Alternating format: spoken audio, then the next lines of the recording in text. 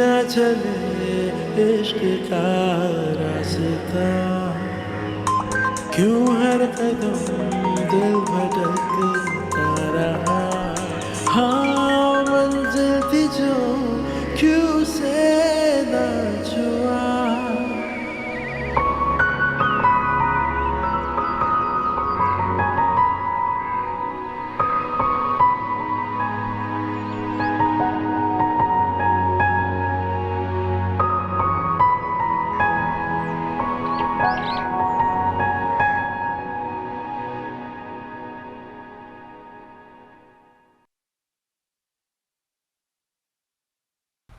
कैसी हो?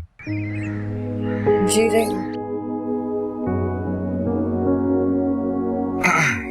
देखो देखो प्लीज खुद को संभालो, मजबूत करो, क्योंकि अब तुम्हें अपने बच्चे का ख्याल रखना है ना। काश मैं अपने आप को ये समझा सकती। खुदा हाफिज़।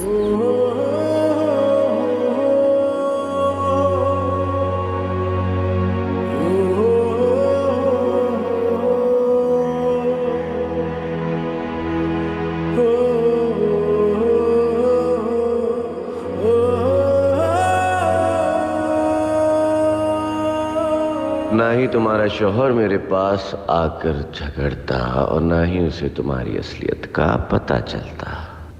सब कुछ सनम के लिए बनाया था, लेकिन उसे इस तरह की नौबत ही नहीं। मम्मी इलेक्ट्रॉनिक से सामान की लिस्ट है, पेमेंट मैंने कर दी है। इंशाल्लाह शादी से पहले इरम के घर पहुंच जाएगा सब कुछ। अल्लाह तुम्हें खुश रखे बेटा।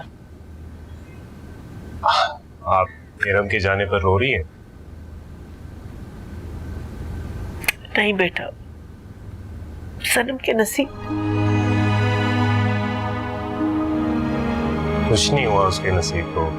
मैंने अपने 2-3 दोस्तों से बात की है, कुछ अच्छा रिश्ता ढूंढते हैं। जैसे कोई अच्छा लड़का मिलेगा इंशाल्लाह इसकी शादी कर देंगे। खुदा के लिए बस कर दे। जब देखो शादी की रट लगाई हुई आप लोगों ने। पहले भी जल्दबाजी में करके फैसला जिंदगी बर्बाद कर दी ना मेरी। हम तुम्हारा बुरा तो नहीं सोच रहे ना सनम। अगर आप लोग मेरा भला चाहते हैं तो मेरी शादी के बारे में बात करना छोड़ दें। अच्छा ठीक है, तुम रिलैक्स हो जाओ, हम नहीं करेंगे इसके बारे में बात।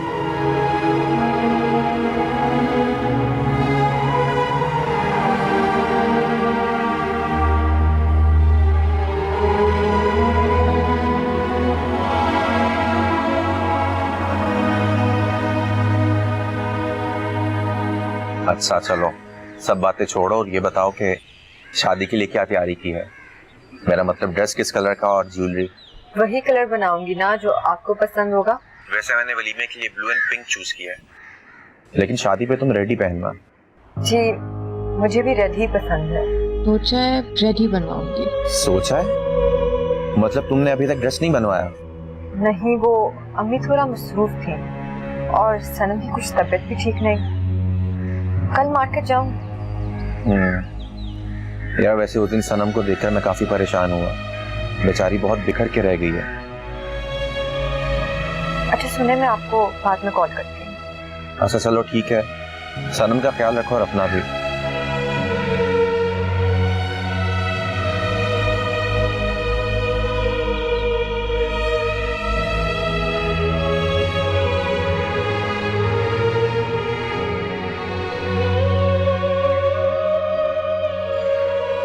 ये क्या, तुम सबकी शादी में इतना हल्ला गुल्ला करती थी और मेरी शादी में ऐसे हो गई। तुम्हारी शादी के तो बहुत अरमान थे आपने, लेकिन सारी बात दिल की होती है ना। जब दिल वीरान पड़ जाए तो खुशी खुशी नहीं रहती। सनम, तुम्हें पता है ना, अगर भाई और अब्बू आना कहते तो मैं तुम्हें कभी छोड़ के ना जाती। ऐसे हंसते हंसते रोने के ज़माने, खुश हो जीना तो आबाद रहो। मरने के बहाने आए।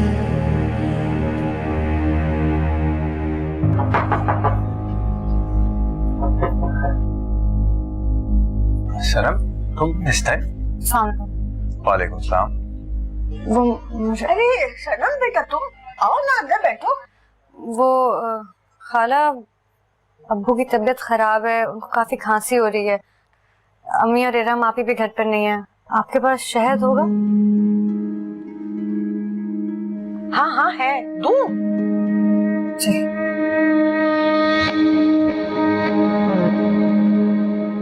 इसमें मुझे आपसे कुछ बात करनी है। हाँ कहो। वो आपका दोस्त, ये लो। शुक्रिया।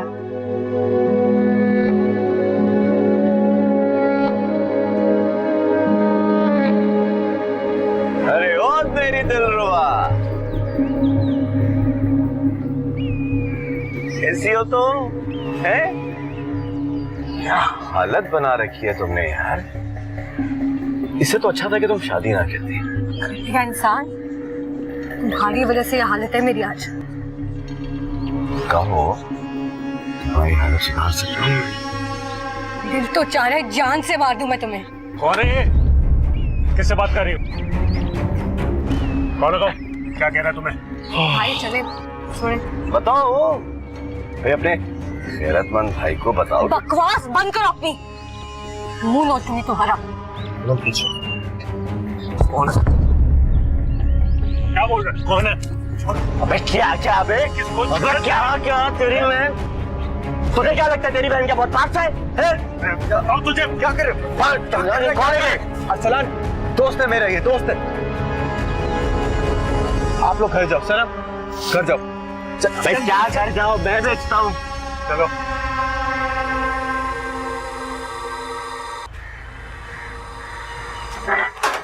सनम रुको, मुझे साफ साफ बताओ, वो लड़का तुम्हें क्या कह रहा था?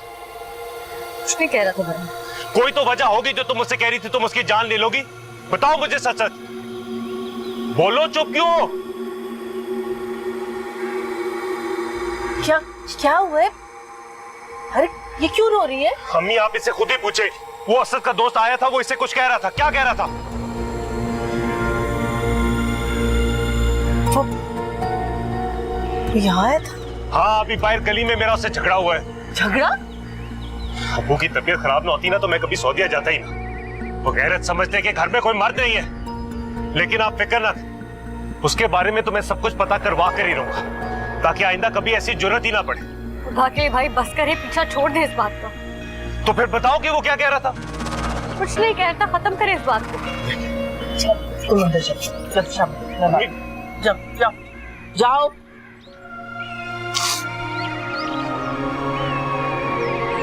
बेटा, ये वही लड़का है ना जिसके बारे में खाला नसीम बातें करती थी? अब तुमने इन बातों का नतीजा देख लिया ना? हाँ देख लिया नतीजा, मैं ही भुगत रही। अब खुश है आपको? सनम मेरे प्लीज, कैसे छोड़े?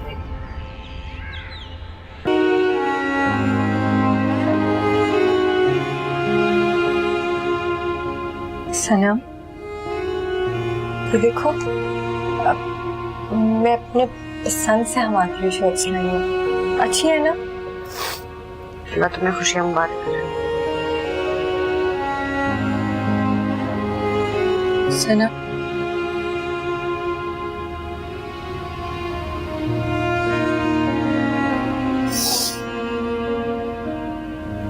कुछ चाहिए? सुनने जाओ।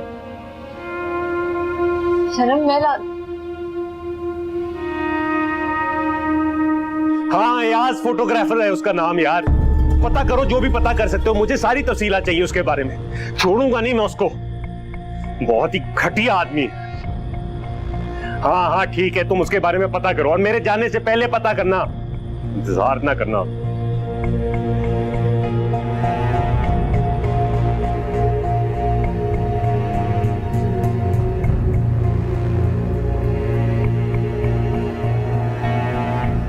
सनम तुम ठीक तो हो ना? सनम खाने को ला दूँ? अच्छा मैं अभी लेके आती हूँ। या अल्लाह मैं क्या करूं, सलान भाई को नई मुसीबत ना खड़ी कर दे। क्या खाओगी? सेब काटूं? नहीं। सनम क्या हो गया? मुझे तुम बहुत परेशान लग रही हो। सलान भाई अब कहाँ है? भाई तो अम्मी अब के कमरे में है। कोई बात करनी है? नहीं।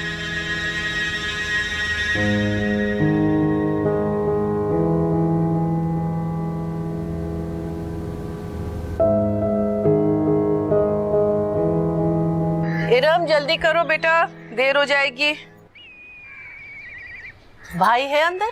अरसलान, हाँ बेटा जी वो जूलर्स की तरफ जाना है, कुछ पैसा दे देना प्लीज। हाँ, ये इसमें 1 लाख है, ये आप रख ले। बाकी मैंने वो पेमेंट करनी है फर्नीचर की दुकान पे, बल्कि अभी करनी है। अभी जा रहे हो? हाँ अभी जा रहा हूँ। अच्छा ठीक है। सनम। जी अम्मी। बेटा अब्बू की तबीयत ठीक नहीं थी तो मैंने उनको दवाई दी है, सो रहे, जरा उनका ख्याल रखना। हाँ, और हमारे पीछे ये दरवाजा बंद कर देना। सनम तुम्हारी तबीयत तो ठीक है ना? रात को ठीक से सोई थी? जी नहीं बेटा, बस हम जैसे ही आते मैं तुम्हें डॉक्टर के पास ले जाती हूँ। नहीं मैं ठीक हूँ, आप लोग जाओ। अच्छा आ जाओ, दरवाजा बंद।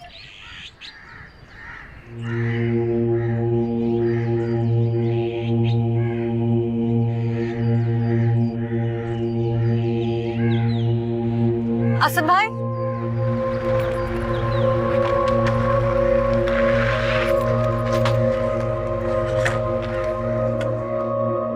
जी सनम, खैरियत? मुझे आपसे कुछ बात करनी है, आप अंदर आ सकते हैं? आपके घर पे कोई है? सर अब्बू है, मैं आपके घर आके बात नहीं कर सकती, खाला के सामने नहीं कर सकती। ठीक है।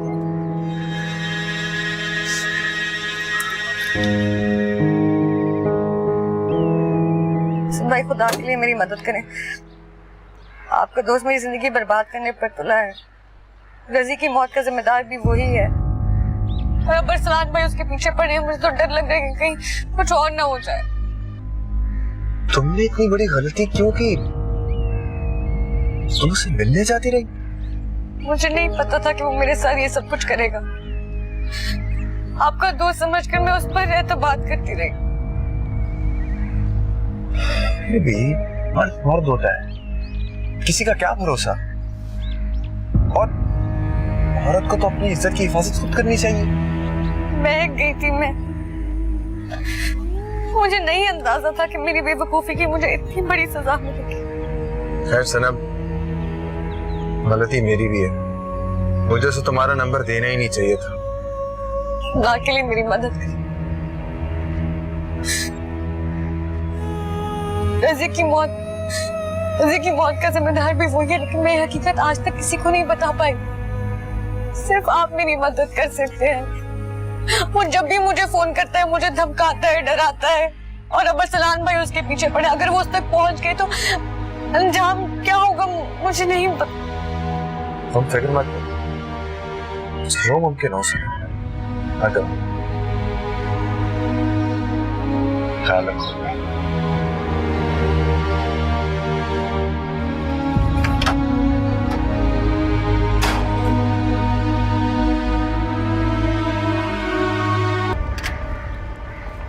भाई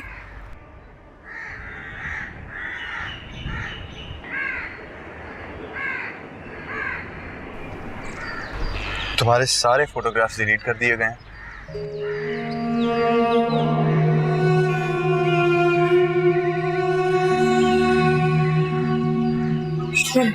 मैंने उसे हर तरीके से धमकाया है और सख्ती से समझाया है कि तुम्हें परेशान ना करे, लेकिन सनम बुरे इंसान की खसलत कभी बदलती नहीं है, तुम्हें खुद एहतियात करनी होगी। मुझे समझ नहीं आ रही मैं आपका शुक्रिया कैसे अदा करूं। ऐसी कोई बात नहीं है, ख्याल रखो।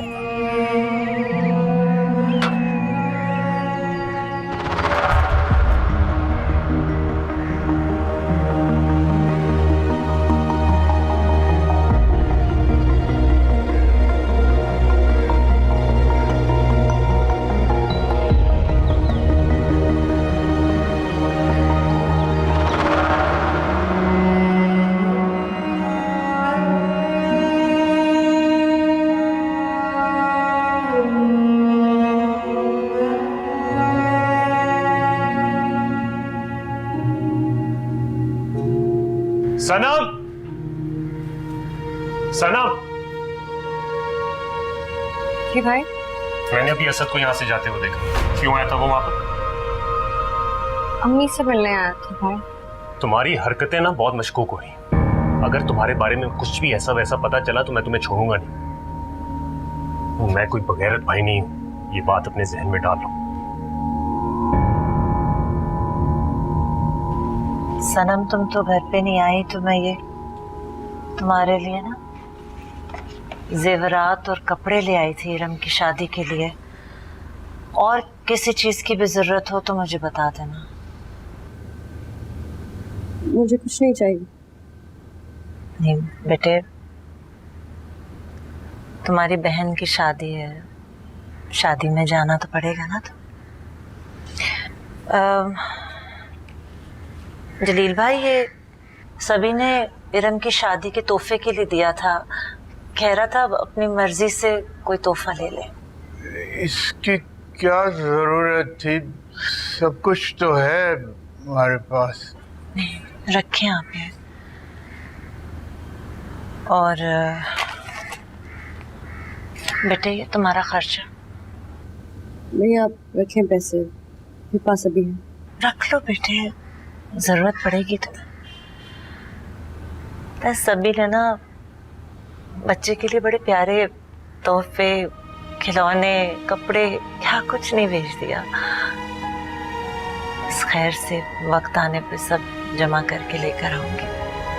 कहता है जब भी मार्केट जाता है उसके लिए कुछ उठा के ले आता है।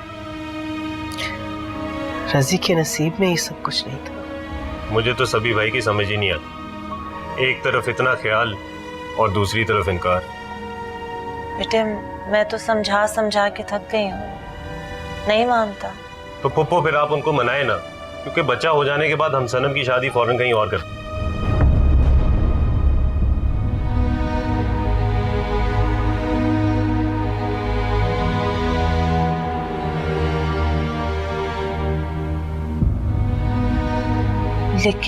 लेकिन क्या? अभी इसकी उम्र ही क्या है? सारी उम्र हम इसको घर तो नहीं बैठा सकते।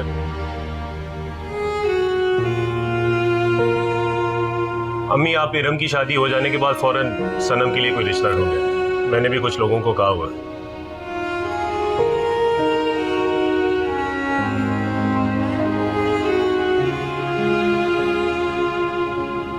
तूने सोचा भी ना ये कभी कोई तन्हा ही मर जाएगा। तूने सोचा भी ये ना कभी कोई तन्हा ही मर जाएगा।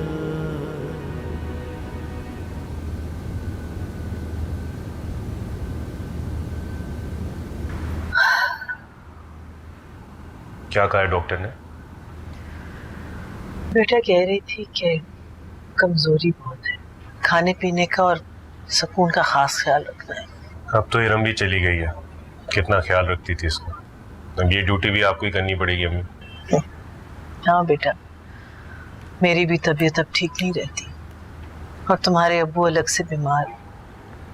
इरम सब कुछ संभाल लेती थी, वाकई उसके जाने के बाद मैं बहुत अकेली हो गई। मैं जाके देखती हूँ। हेलो,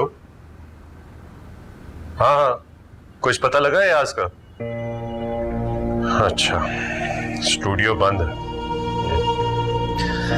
मेरी तो कल फ्लाइट है सऊदीया की, मैं तो जा रहा हूँ। तुम फिर अगर कुछ भी पता लगा तो बताना। हाँ ठीक है, शुक्रिया। चाय मांग रहे और मैं यहाँ बैठूं उनके लिए चाय बनाऊं, के लिए कहाँ कहाँ जाऊँ? अम्मी मैं तो कहता हूँ अब आप भी घर में किसी को हाथ बटाने के लिए रख लें, आपकी भी मदद हो जाएगी और कोई सनम का ख्याल भी रख लेगा। सोचूंगी इसके बारे में। सनम का बहुत ख्याल करना पड़ेगा, मुझे बहुत फिक्र है इसकी। तुम फिक्र ना करो बेटा, अल्लाह सब ठीक कर लेगा। चाय बना लो, तुम 2 मिनट बैठो उसमें।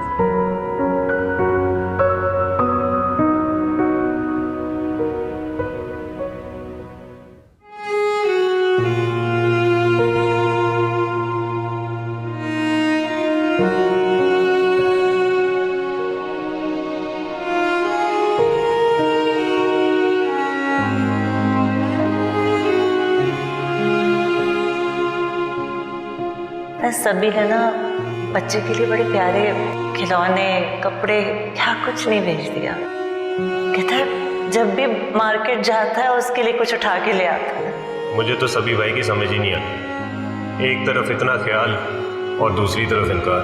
ऐसे हंसते हंसते रोने के ज़माने आए, जीना तो न आया, मरने के बहाने आए।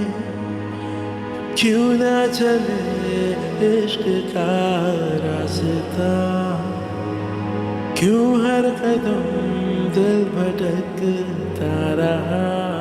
हाँ मंजिल थी जो क्यों